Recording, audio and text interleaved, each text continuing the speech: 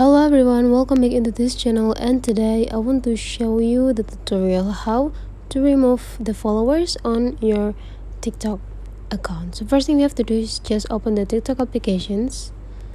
Okay, so here's the look. If you are in the home section of TikTok, you just need to go into your profiles over here, and after you arrive on your profile, you just need to go into your followers. And now you just need to find out which TikTok account that you want to remove from your follower. Okay, let's find out that I want to remove. Okay, so I already find here, so I would like to remove this. So how to do that? We just need to go into these three small buttons, and after that you just need to go click remove this follower. And now you just need to confirm that you want to remove this follower forever.